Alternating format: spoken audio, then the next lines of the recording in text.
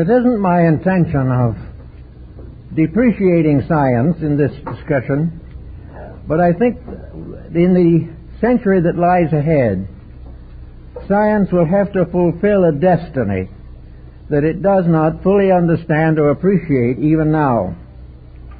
I think, therefore, we should take a little look at the perspective of the thing.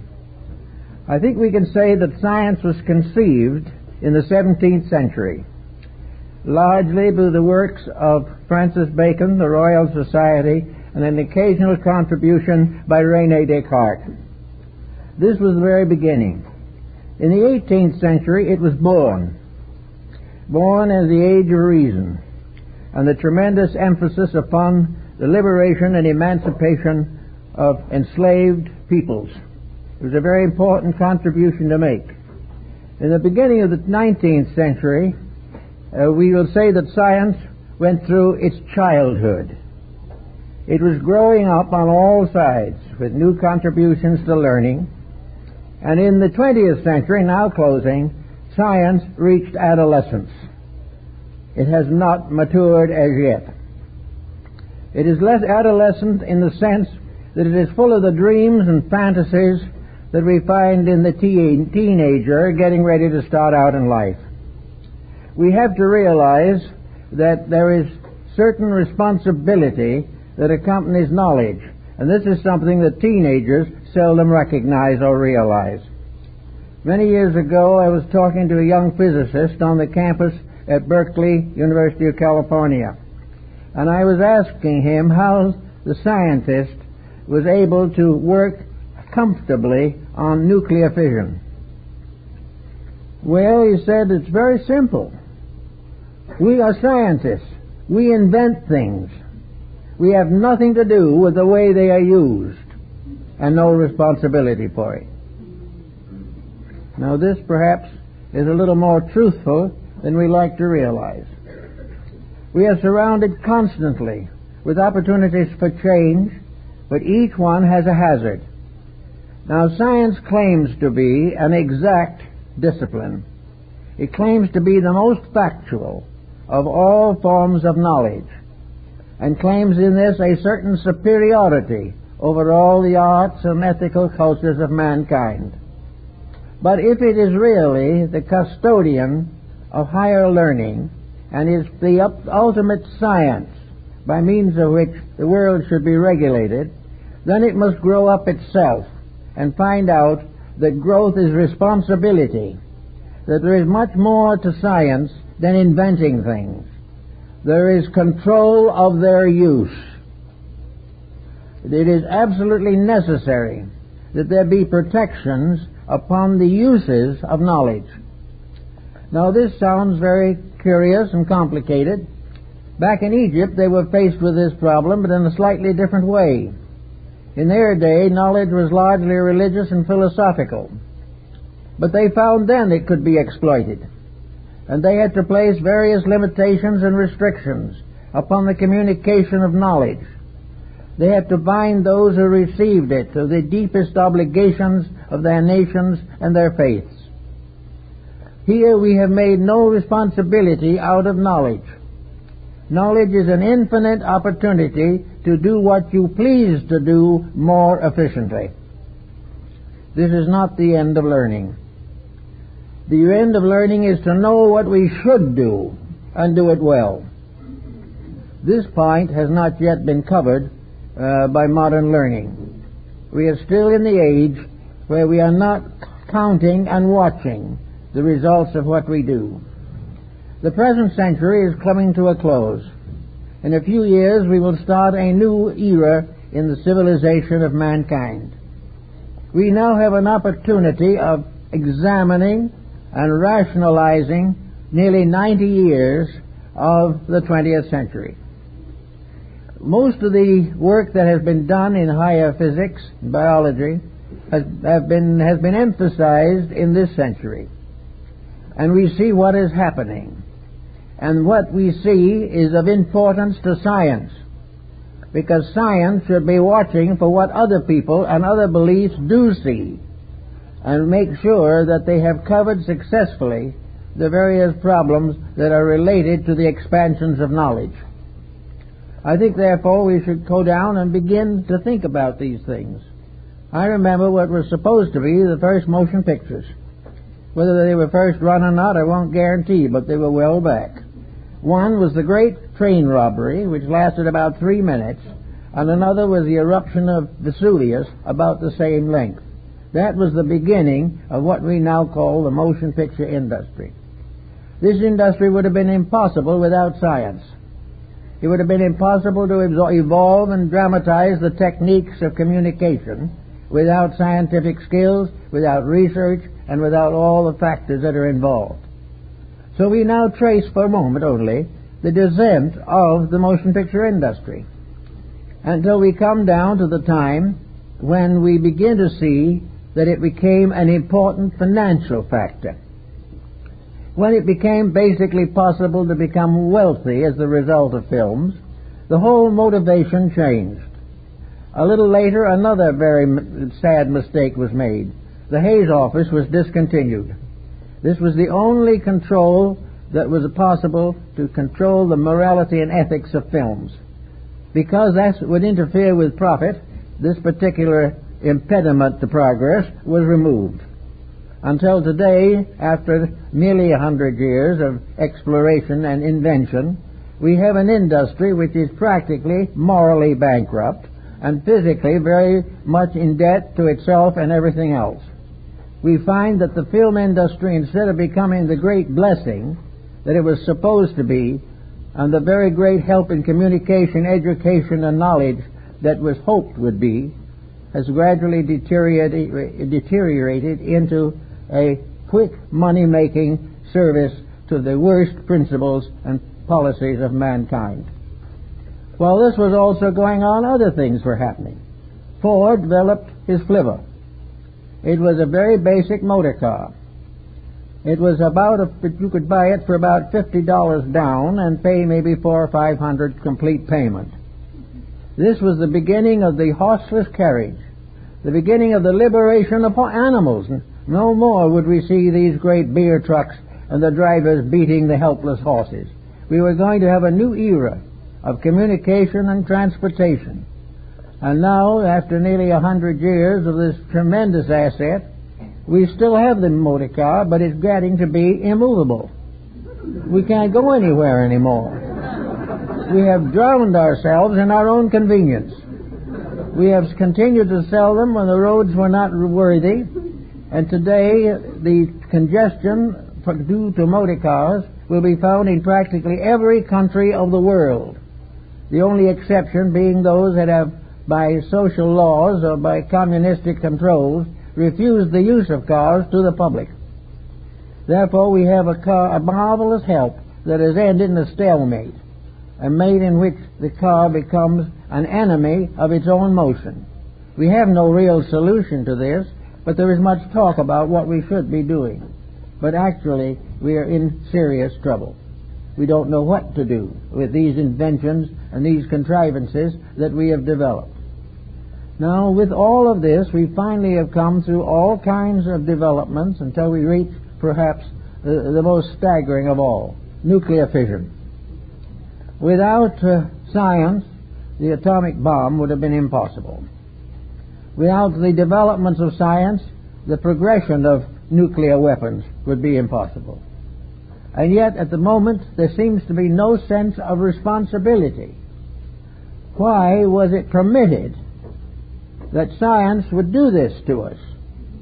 It certainly wasn't necessary to the advancement of knowledge. It certainly wasn't necessary to the advancement of economics, because this particular invention, discovery, practically guaranteed the collapse of civilization, unless it could be controlled and controlled immediately.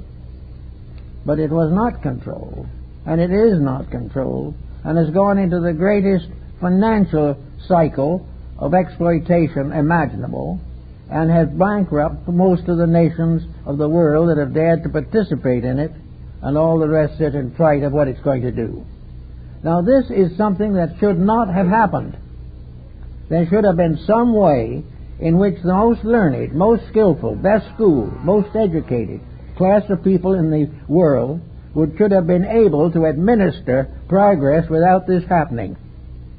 Something went very much amiss in this very highly prestigious feelings and department of human thought. We were supposed to be under the leadership of a rational, intelligent, progressive group of thinkers.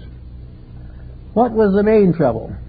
Well, I think perhaps one of the main causes of difficulty was that the learned body failed to educate those who were going to be the customers. We did not prepare young people to live in a world of conveniences and commodities as we know them today. And as a result, we are ruining the young people, destroying their characters, and endangering the civilization to which we are a part. All this shows that something is wrong in the controls and directions of knowledge. We are not doing that which is necessary to make the thing practical and work. Perhaps the thing that was most necessary today in the world of higher learning is integrity. And with all our skills, we have no course on the subject. We do not enforce rules of ethics, morality, or integrity upon knowledge or upon any group of people in society. Each individual is entitled to do the best he can or the worst he can, and no one can be held responsible for it. We know these things are happening. We know the dangers of them. We know the dangers of alcohol and narcotics. We know what happens when drunk drivers drive a $25,000 car. But all this is passed over lightly. We get a few statistics occasionally, but no one seems to know why. The most intelligent generation we have ever known is in the worst trouble of any generation recorded in history. We have had more deaths, more wars, more plagues, more earthquakes, more social disturbances in the 20th century than in most of the previous world put together. We find the inhumanity to man is greater than it has ever been. What is the matter? How does it happen that we can become skillful without becoming better human beings?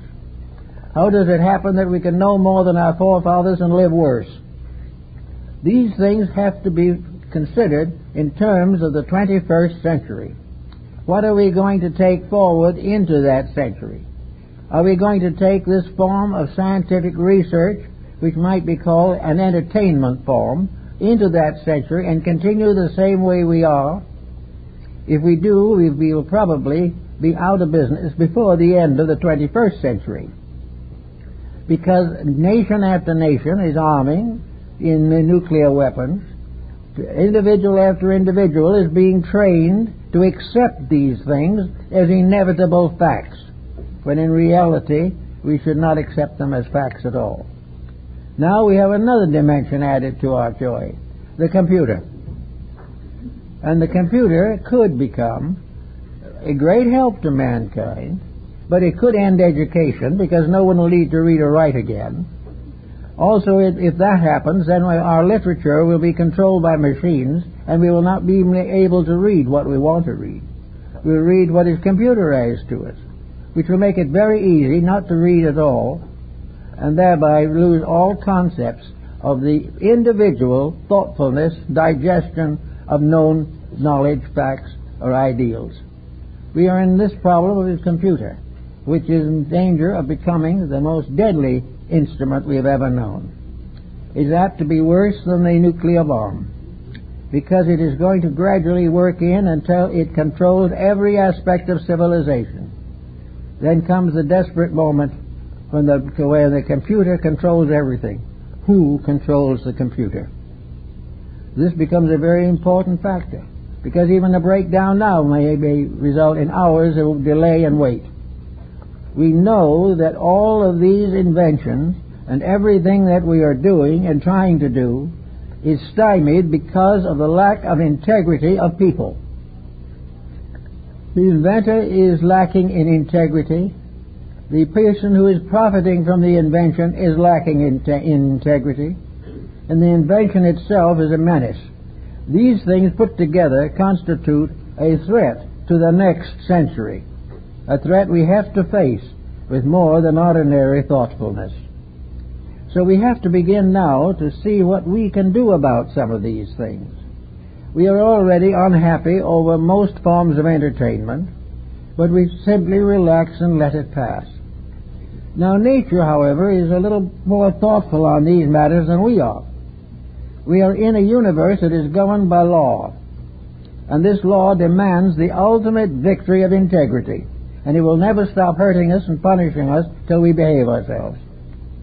This seems like a very doleful thought, because we have become so disobedient that we can hardly imagine obedience to anything to be less than a penalty. But actually, we are in a universe of law and order. We are in a universe of cause and effect. We have seen, in history at least, the fall of nation after nation because it departed from the integrities of life. And we see today a new world, the 20th century going into the 21st, in which the breaking of universal and personal codes of ethics, these things have become commonplace. Practically everyone is willing to compromise principle for profit. With this to lead us, we go into a new dimension of time which has not yet been spoiled, and it will be a pity indeed if we have to spoil it. And we will spoil it unless we take something in there more than a desire for more money or more power. With this continued lack of values, we are going to have the continued pressure of circumstances. Now, if science is really going to be a leader, its best place to start will be in the educational field. It should prepare every student that comes out of a university to use the discoveries that have been made mostly and almost entirely for the common good. We should be using what we know to help to build a better world, and not merely to build a bigger bank account for ourselves. We should be given talks in education in ethics. Now, religion is scared to death of the thought of being involved in politics, but it has to be. And politics are not particularly happy to be mixed up in religion. And science, it doesn't like either one of them. So everything is at a complete standstill. We will finally have to face the fact that survival on any level, from that of the savage to that of the saint, must arise from one thing only: integrity. According to the laws of its kind, according to the degree of its enlightenment, each thing that lives must keep the truth about itself. It must accept the reality of its purpose.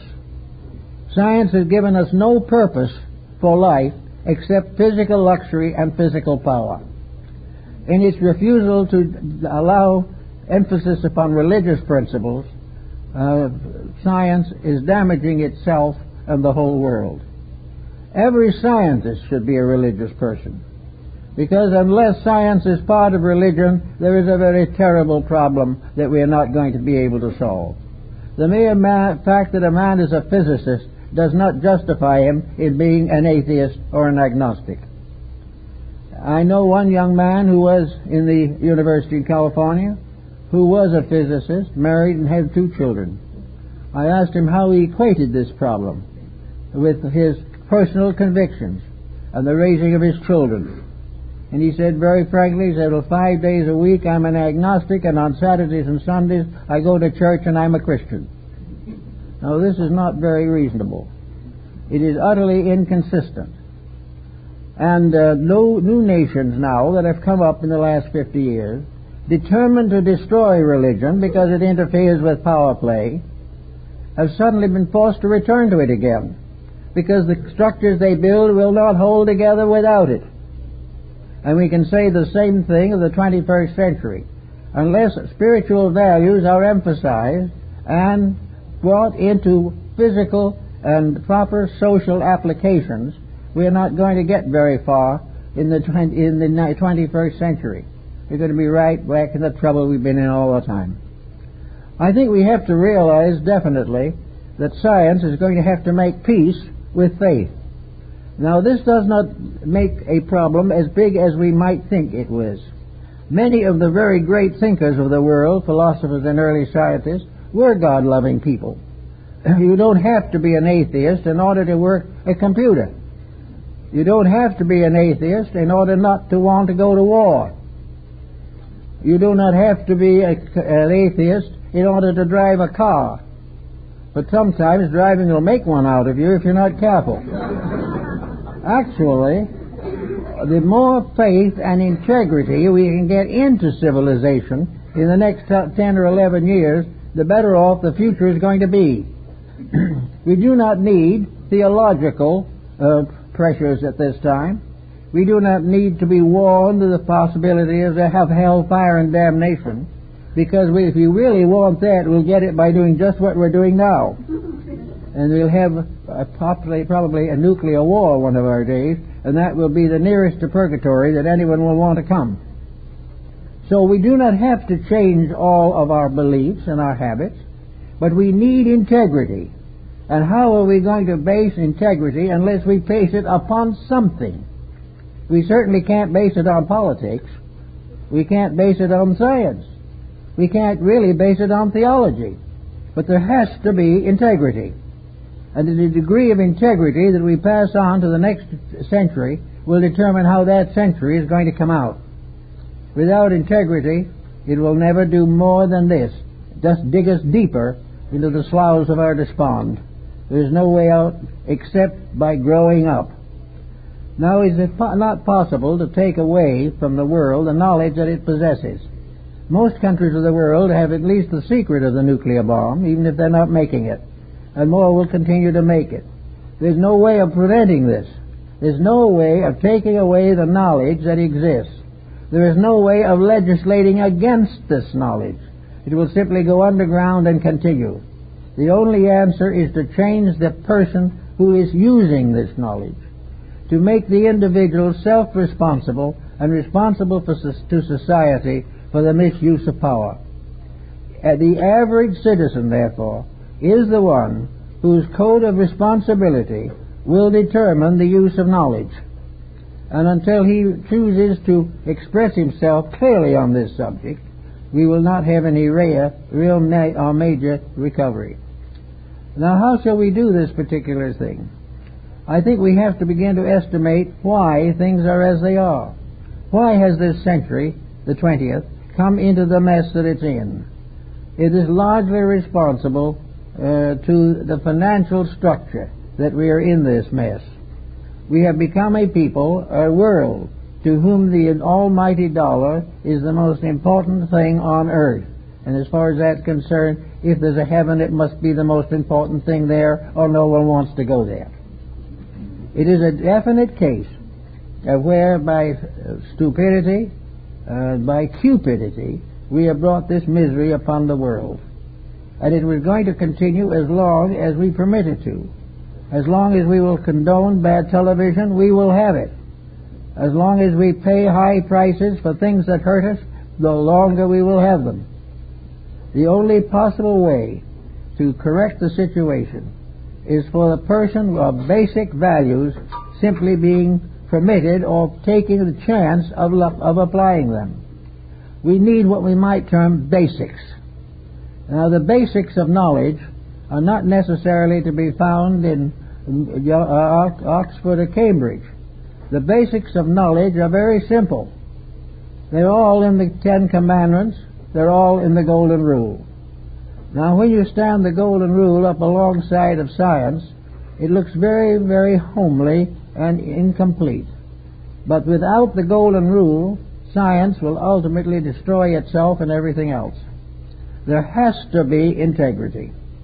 And we must have more integrity when we go into the next century, or we will be in even more trouble than we're in now. Because all the things that we are doing now are accumulating us and building into us more trouble. Consequently, we should begin to give lots of thought at this time to the integrity of the average person. We do not need religion in the public schools. I don't favor that particularly either. But I do know that religion and ethics are not identical. Ethics is an integrity. may say that religion impels or implies this integrity. We may say that religion supports this integrity. But whether we are religious or not, we have to be honest or fail. There is no such a thing as a successful crook. Everyone has to have integrity. Now, for a long time, we have covered the whole thought of integrity with the concepts of religion. And while this has been a bone of contention with science for 100 years, the fact remains that science must also find some kind of a way of making honesty the pivot upon which all knowledge moves. To do this, we have to accept integrity.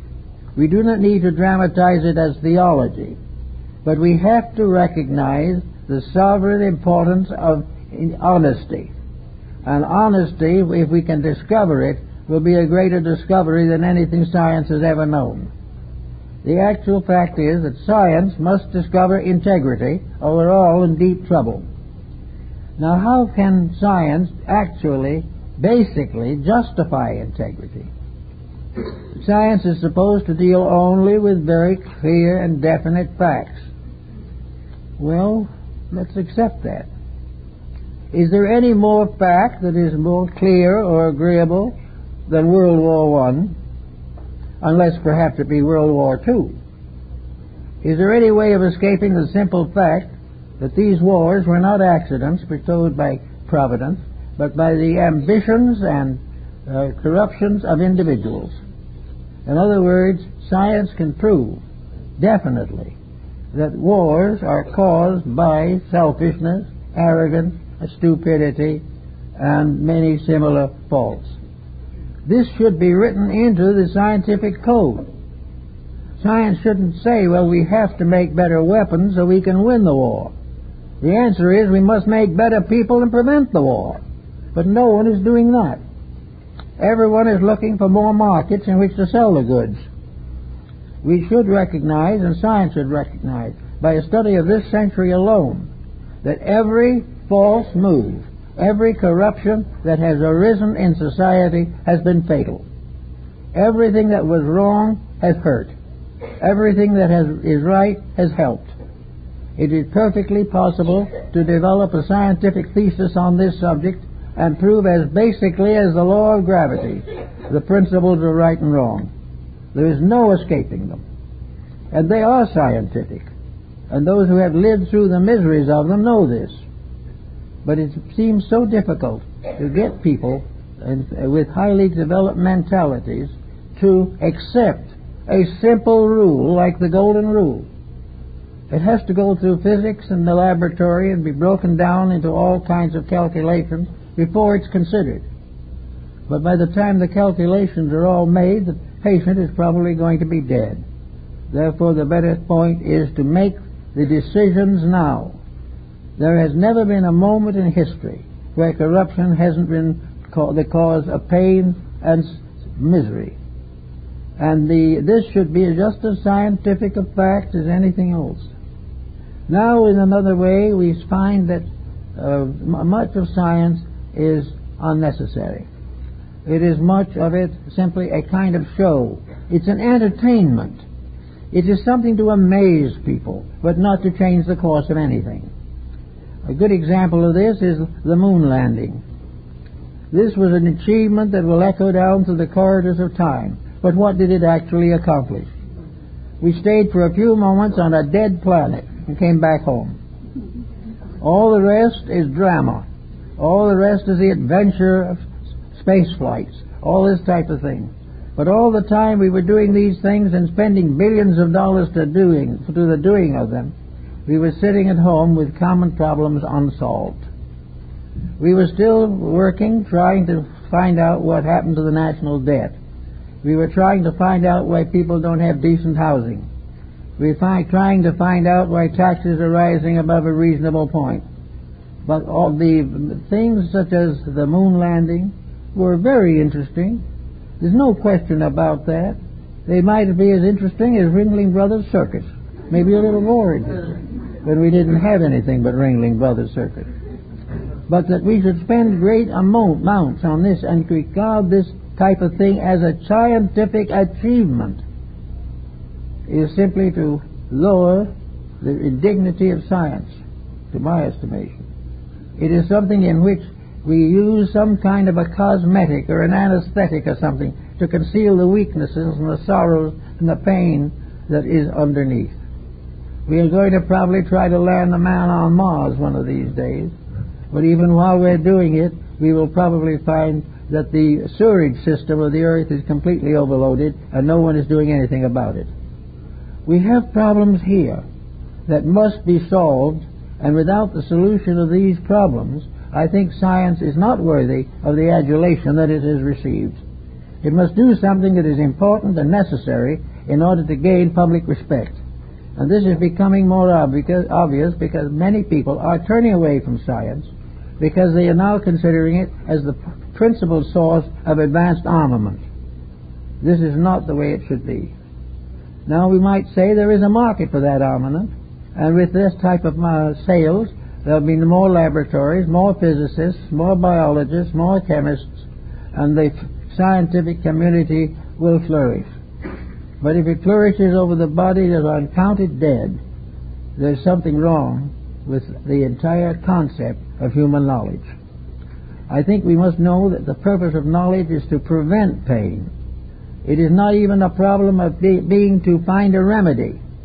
Remedies will be found by small knowledge, but the sickness itself will be discovered by a great knowledge. All these things are coming into focus for the next century. We're going to have to live there. Some of us won't live there, probably. Some of us will pass on to even to another century. But all these things have to be considered as we prepare for this great jump into the future. And we need essential correction in education. We need an education that receives the respect of the public in general because of the fact that it is obviously right, straight, and honest. We need to trust our leaders. We need to be led by persons of integrity, and they in turn must help those who have enough integrity to receive the help properly. Therefore comes a great system of reschooling. We must have something more than the 3 R's, reading, writing, and arithmetic, as they used to be called. We need something else. We need another kind of dimension. We need revelation. We need something that opens up the inner life of the person so that he understands what it means to be the citizen of a living universe. These things we have forgotten, or probably never known. And those ancients who told us about them are carefully omitted from the quotation books. We don't want to be reminded that selfishness cannot live. We want to believe that it can, and we want to prove that it can by a few days or a few months or a few hours of personal selfishness, in which we will gloat, and then all of a sudden the blow hits. Out of our misconduct comes most of the sickness that affects our bodies. Out of our wrong attitudes come the ailments that affect our mind. And out of these together come the ailments that affect nations, and finally lead whole peoples and races into political and military corruption. All these things are part of something that we should have learned in the 20th century. The 20th century was the ABC school of the sciences. It was in this century, now passing out, that we had the full flowering of the scientific concepts. We knew all about all these things. We learned a lot of useful things. We learned how to perform marvelous surgeries. We have saved many lives. We have lightened many burdens. But with it all, we haven't touched the source of things. We haven't touched the simple dignity of being right. We have not realized the importance not only of finding how to do a complex surgical operation, but we should also have the responsibility of not charging for it at a rate that impoverishes the family for the rest of its existence. All these things depend upon integrities, and these integrities have got to be strengthened, and they will have to be strengthened on every level. Those most educated should be the first to be strengthened, but will probably be the last. The individual who doesn't know enough to make big mistakes will probably get along better than an individual with more knowledge, but a perfect willingness to corrupt his own character. We see around us today an increasing interest in mysticism, in esoteric thoughts. We are becoming more aware of the importance of inner communion. We know that the solution of most things lies in ourselves and not in the laboratory. And that if we want to talk about laboratories, we can remember that Robert Flood pointed out that the human digestive system is the most wonderful laboratory conceivable. The alchemists talked about changing base metals into gold. Man's personal digestive system changes foods into the elixir of life by which he lives. All these things, however, add up to a realization that nature is rich in values. There's much more in nature than the discovery of new products and byproducts. There is much more in nature than the continuation of the mistakes we are making now. In nature is also the key to remedies, because nature is very quick to reward right, but it is equally quick to punish injustice. So as we go into the future, we need moral training. We need a new standard of ethics. We need a realization of some spiritual power, some principle that is beyond the ordinary reach of the mortal mind. How science can go into the mysteries of matter, how the physicist can examine all the forces working in nature and not come to realize that there has to be some one universal principle guiding all of this. How can we deny that there is anything beyond what we know when it is obvious that the little that we know will not take care of us, let alone keep the universe in balance? Here we move among the stars. Here we move in a great galaxy. We move in forces and powers beyond conception. And in all these things there are strange and wonderful principles of truth and honor. And science should be the first to see these things. Who should be the first to recognize the greatness of the universe unless it's the astronomer? He should know it. He sees it. He beholds mysteries he can never explain. And he quietly decides not to try to explain, but consider that his reputation is made if he can discover a new comet. All of this has no bearing upon the realities of things. And we are now looking for something to take with us into the future. We are worried about our own young people who have been deprived of most of the incentives for character building by the very commodities and conveniences created by science. We look with anxiety upon the collapse of our morals and our integrities and the constant increase of crime. Why should it be that a world that has produced great scientific institutions and it presents the highest form of education known anywhere on this earth in public systems should also be the most crime-obsessed, narcotics-obsessed, money-obsessed, and accident-prone of all time? Why are these things not corrected? Science has a job here on earth that will take 1,000 years, so it's going to try to get something else out into space. What we need is to get the space out of between the ears of these people and get them down to the serious problem of surviving and being part of a universal system that can survive. We don't know what to do with the rubbish. We don't know how much more basic resources we have, but we go blissfully on our way, not believing in God, but acting as though we believe that God would provide. There seems to be a strange inconsistency here.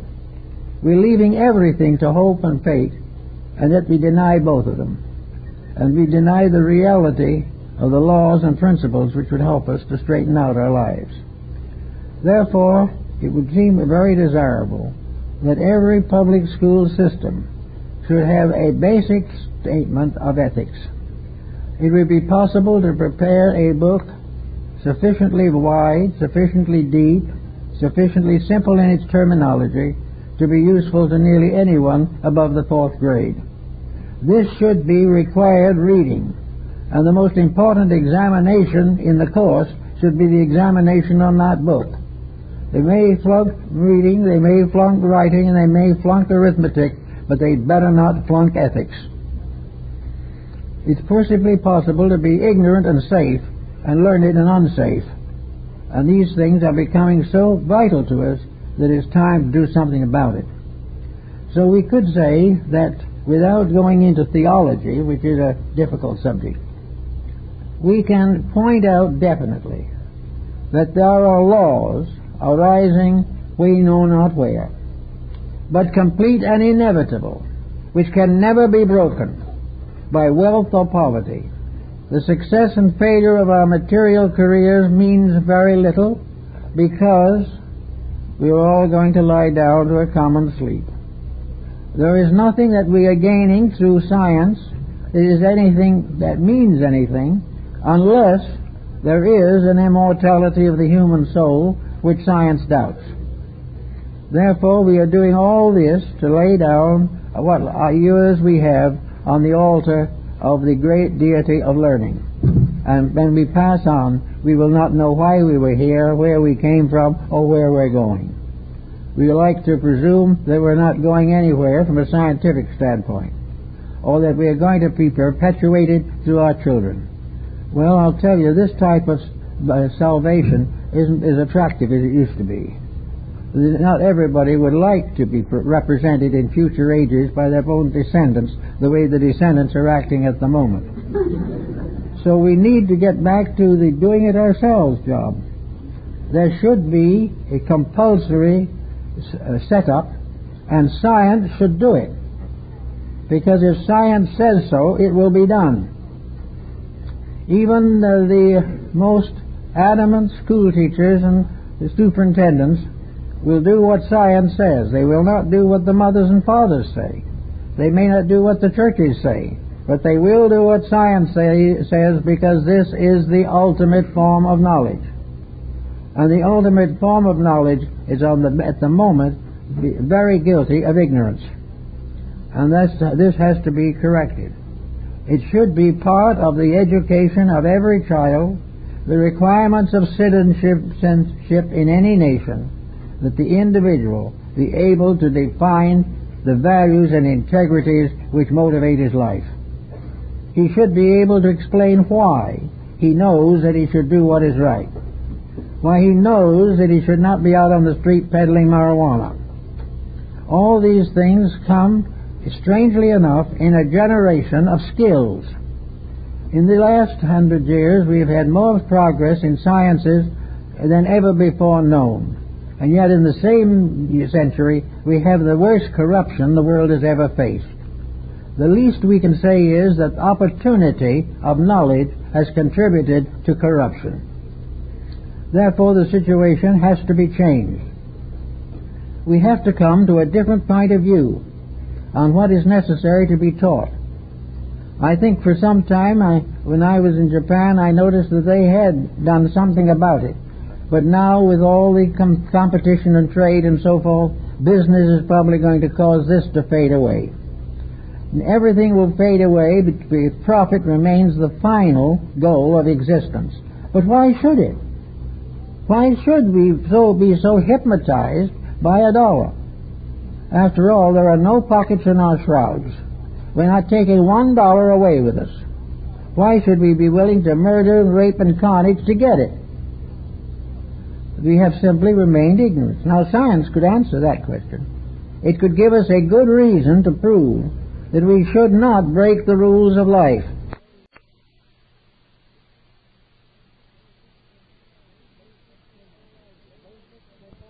Basic, simple language. This does not interfere with progress in all the fields of advanced learning, but it means that the grand scope of science is to include all that is necessary for the good of man. It is not enough that science will invent things. It is not enough that science should put an extra curl in the paper clip. It is more valuable, more reasonable, more necessary that science helps to make each human being better as a person, more responsible, more efficient, and more kindly and understanding.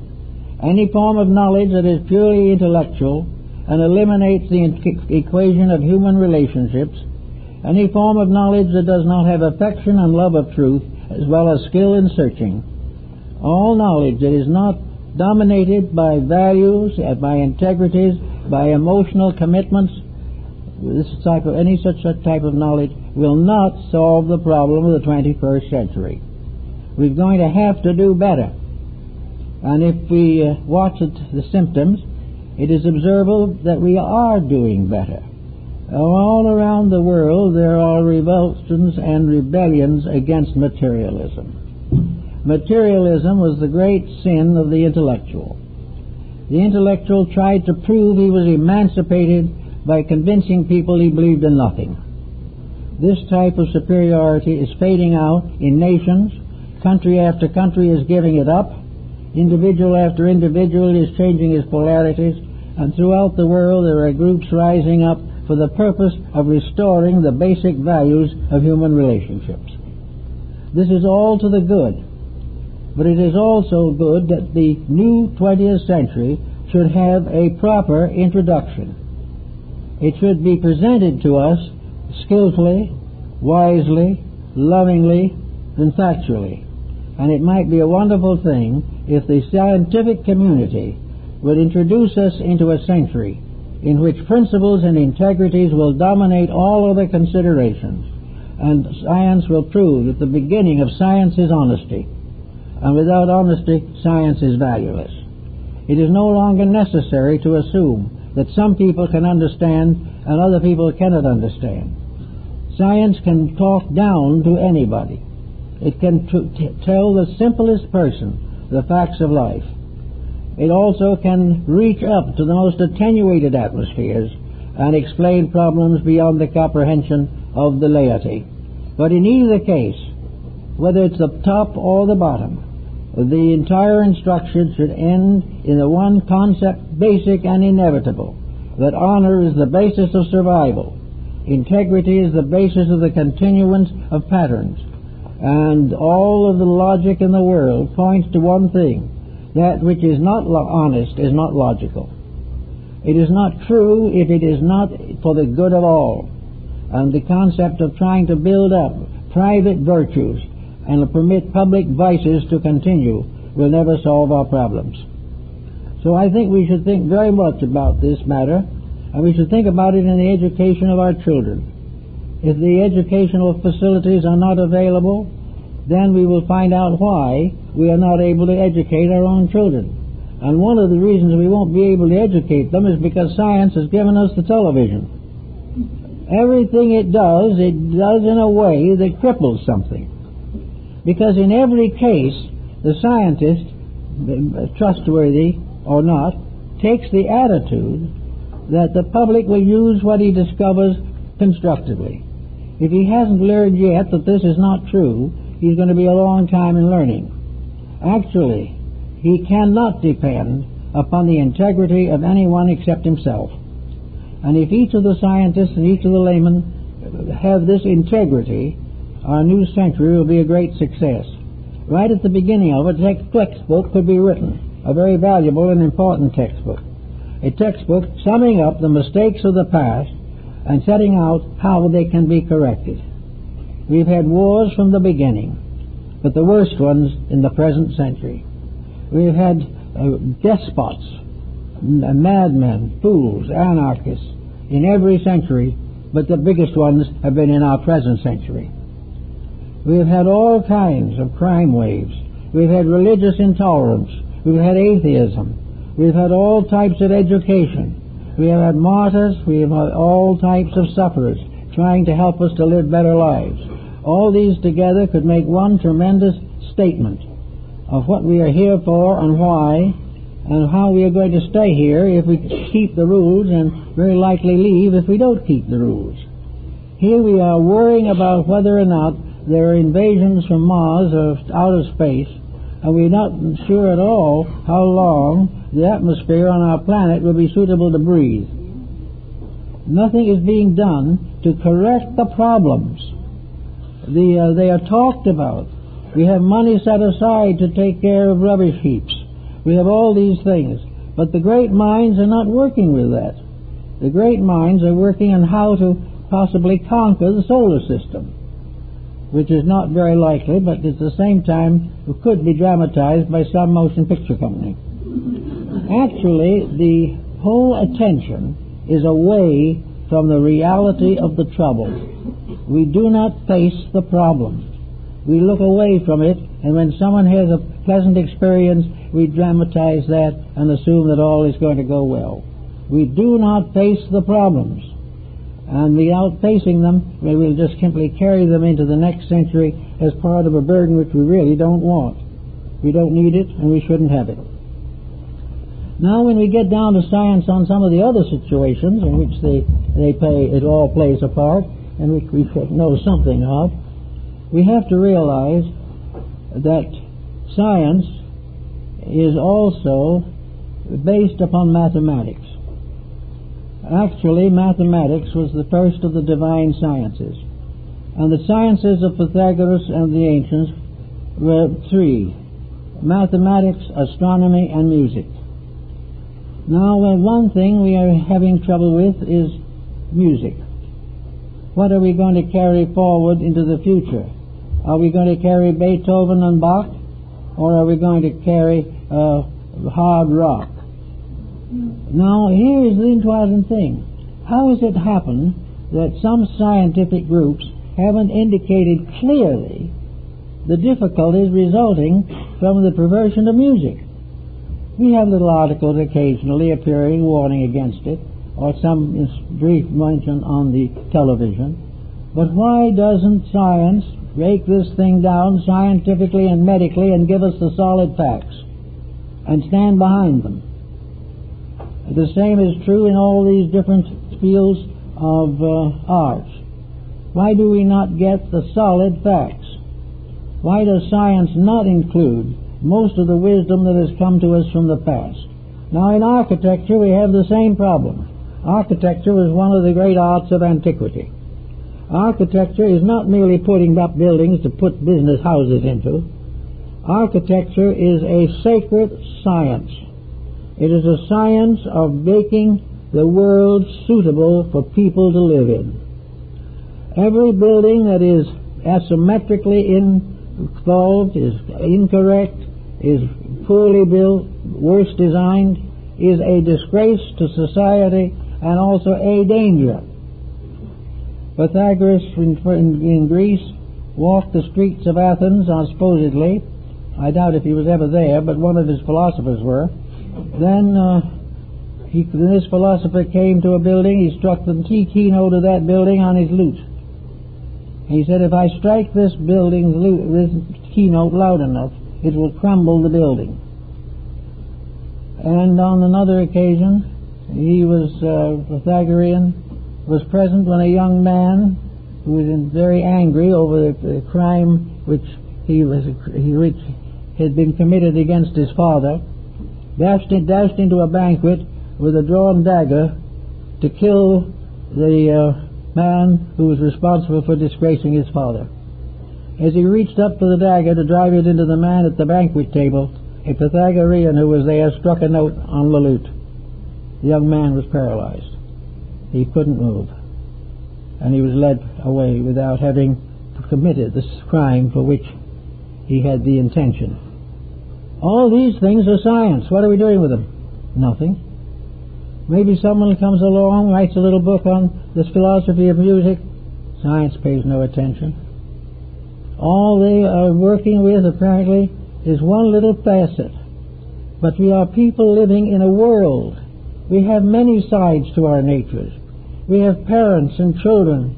We have friends and guardians. We have all kinds of relationships with people. These are not considered. They're not identified at all. The only thing is pure science. Well, pure science is in a sense sterile. It does not have any value to us unless it helps us to do something or to be something. There is no science that can waste its time out among the stars forever. It has got to get down and do the things that are necessary now. Our world has so many things the matter with it that all the scientists put together could work on the job for the next 100 years. It has every kind of a problem, more coming up every day. And yet, up to now, the whole policy has been to keep on creating the problem and hoping that it will go away. Well, for a scientist to hope the truth will go away is very unscientific. He is not talking straight. He is making remarks that are not worthy of him. He must know directly that if he wants the trouble to go away, he's got to make it go away. And he has no intentions of doing that. That would interfere with his comforts and his pleasures. Now, young people starting out under this particular glamour have very little inducement to do anything. A few of them may go into athletics, a few will win in the Olympic Games, but for the most part they will drift through into some mediocre job and hope for the best. They are not given any value to work for. They are not taught why they are builders of a human family. They do not know why that each generation is a foundation stone upon which an infinite future is being built. No one pays any attention to these things.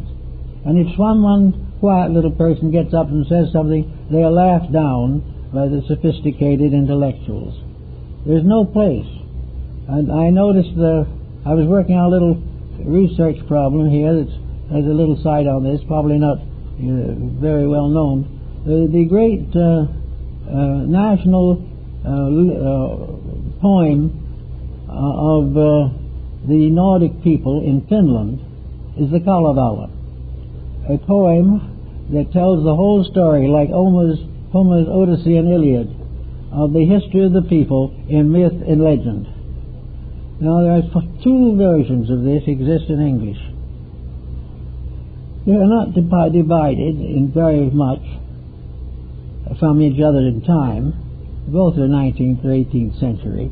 But the translation of the poem, which consists, by the way, of 27,000 verses, is different in each.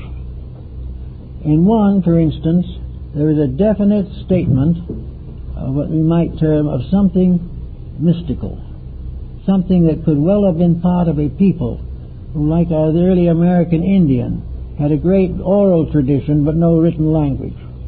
So in this one version, it says that the hero goes forth to seek the lost word. Now, the lost word is an interesting term to appear in a national epic, but it is a familiar term to a great many people. And another line where it refers to the word of the master is interesting also, because it indicates that these people had certain esoteric beliefs. The other translation changes both of those statements so that they are meaningless. The probabilities are that the first person that wrote the original one was a little bit enlightened. The second one wanted to make sure that such ridiculous enlightenment was not perpetuated. So he took it out. Now, if it was in, it should stay in. If idealism is part of our racial tradition, it should be kept. And if we look back and find that most of the people who ever did anything in this world that was really a permanent value were idealists, I think the time has come for science to become basically a sponsor of idealism, to prove beyond question that right principles will win, and that wrong principles and wrong uses will never end in anything but trouble. Science can sell that, and it has every reason to sell it, because science itself can see it. But it is very carefully overlooking some of these things, or simply has been trained out of seeing them. The public school child is being trained out of idealism, and then we wonder why he gets into some racket and gets in jail the first few months after he graduates from school. We do not do anything to prevent him losing character, but we will punish him if he does. This doesn't make sense. In the same way with science. The science doesn't actually say you shouldn't be an idealist, but it actually penalizes you instantly if you are. If you go out to find employment and it is known that you're an idealist, a great many doors will be closed to you. This should not be true. We should recognize integrities and honor them. And we find in all of these different walks of life, everything has been changed to reduce the idealistic factor. And I've read a great many translations of modern books out of older sources. And in every case, the idealism is played down. And if the idealism isn't played down, you will have to get the original edition, which is very scarce. So we have everywhere a constant intentional adulteration of values. If we do this in the next century, we're going to be in big trouble. We need more than anything else to take into that new century a conviction, a determination, a dedication to make it a better century than this one. And it shouldn't be too hard to beat this one, because for the little happiness we've had, we've paid with a great deal of pain. We have come very near to ravaging the earth. We have destroyed things we can never replace. All these things should become a cause of a little conscience. We should say to ourselves, let's not do it again. Let's try to do it right this time. Let's start in by believing that good is the most important thing in the world and is the synonym of a divine power at the source of life. Let us admit that we may not understand that power, but that it has to be there. And as a proof of it, as the Kabbalists pointed out, the proof of the nature of deity is given to us in the rules of nature, the laws of nature. Nature is not lawless. Natural law is real. And natural law is a manifestation of something. So the idealist says it is a manifestation of divine law. Someone else says it's a manifestation of universal law. But whatever it is a manifestation, and as a manifestation it proves that the wrong will never win, that there's no possibility of breaking the rules without suffering. Well, we're suffering enough, and probably will suffer a little more before the generation is over. And because of that, we should be very well intentioned at this time. I think there is enough encouragement coming up around us to give us a little strength to do better ourselves. There are more people trying to find out. There is greater determination to live better. There is more dedication to principles. And these things are good. But we should look forward with great hope to seeing these changes moving into the scientific and educational world. That we find these kind of rules in the hospitals, and in the universities, and in the clinics, and in all the research laboratories. That in every case there should be greater emphasis upon integrity. That we should not adulterate our goods, we should not overcharge for our services, and we should not deny the rights of people to have their dreams and hopes without penalizing them. There is no doubt in the world that we are going to go into the 21st century as graduates from a school of hard knocks that will be difficult to duplicate. We've gone through the great problems of war. We've gone through catastrophes. We had thousands and millions of people cast out of their countries. We've had to do everything you can think of in the worst upset the world has ever known. And at the same time as this upset, we are continuing to develop abstract scientific theories.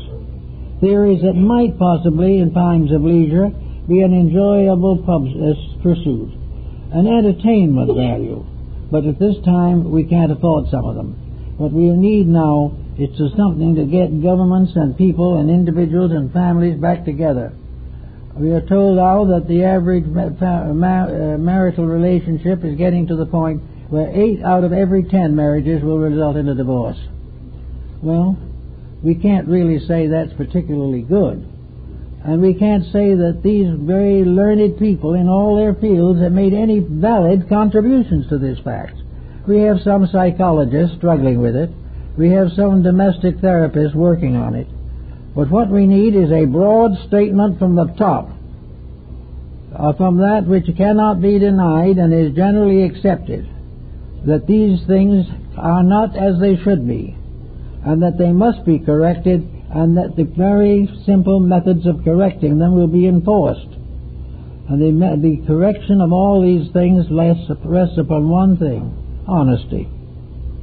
Honesty will correct 90% of the problems that confront us. And if we can't get that honesty ourselves, then it should be given to us by scientific dictum.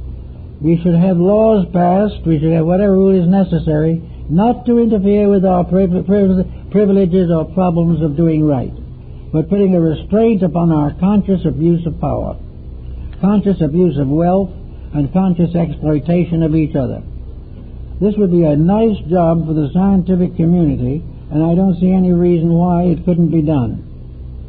But it would take a group of people who would take some of the billions that we have been expending trying to estimate the distance between here and some other planet, and we'll use this money to set up the necessary structure for education in the 21st century.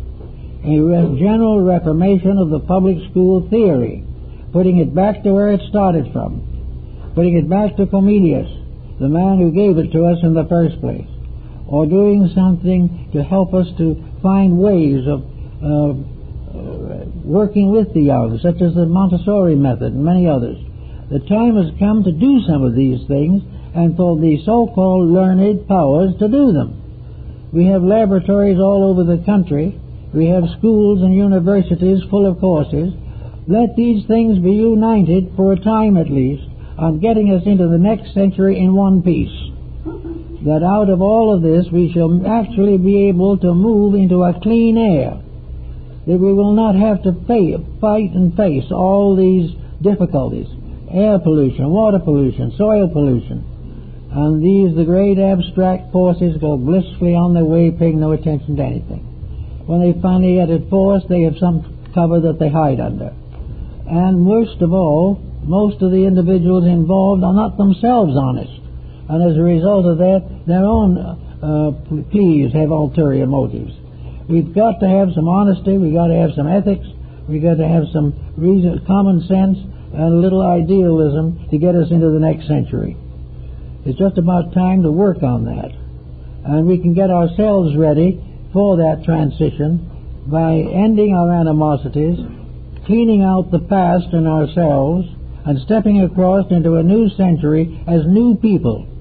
Not only the century will be conceived in liberty, but the individual will be reconceived in integrity. If we conceive these things and do them, we can start the new age with a great deal of help, because the information is available. The technical means of communicating it are available. It is generally known to some, but not to enough. And the power of opinion is rested in those who do not understand and do not want to understand. So there is only one grave problem, and that is that we have the right to make these corrections. And we would like to have the learned groups, such as schools, universities, hospitals, clinics, all that type, be in the vanguard to give popular confidence to the fact that old mistakes have been corrected, old misjudgments have been mended, and that we are going to go forward on the basis of the fatherhood of one divine parent and the brotherhood of all humanity. Now, if we go to work on that basis, we're going to get somewhere. And we can also do it without offending anyone. We do not need to offend any person of reasonable mind. And any individual who is offended at honesty deserves to be. And will have to gradually learn that he is not privileged to get away with it. He can be dishonest if he wants to, but he must take the consequences. The consequences of individual dishonesty are corruption.